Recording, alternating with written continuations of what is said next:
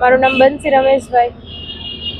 ક્યાં વોર્ડમાંથી આવો છો? શું સમસ્યા છે? અમે વોર્ડ નંબર 17 માંથી આવી છીએ અને અમારી સમસ્યા એ છે કે અમારા ઘરની સામે ગાર્ડનની જગ્યા છે, એ લોકોએ કાયદેસર પચાવી પાડી છે. એમાં લગ્નનો હોલ બનાવે છે, ગેરકાયદેસર બાંધકામ કરેલું છે. કઈ જગ્યાએ આવેલો છે વિસ્તાર?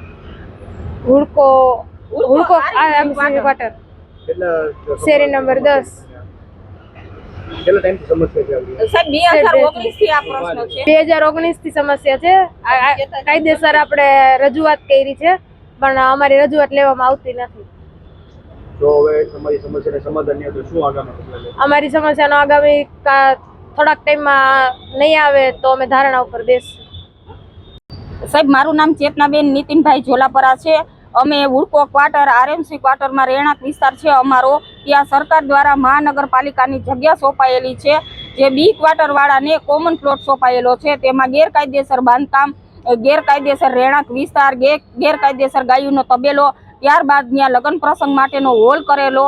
તે પ્રસંગ માટે હોલ કરે છે તે ભાડે હોત આપે છે અને લતાવાસીવાળાને એમ કહે છે કે આ સત્સંગ હોલ છે. હકીકતમાં સત્સંગ હોલ નથી, ત્યાં લગ્ન પ્રસંગ જ થાય છે અને મરણના જ પ્રસંગ ત્યાં થાય છે. નથી લતાવાળાઓ અંદર બૈરાઓ બાળકોને લઈ જઈ શકતી બગીચાની અંદર, નથી ત્યાં રહેવાતું.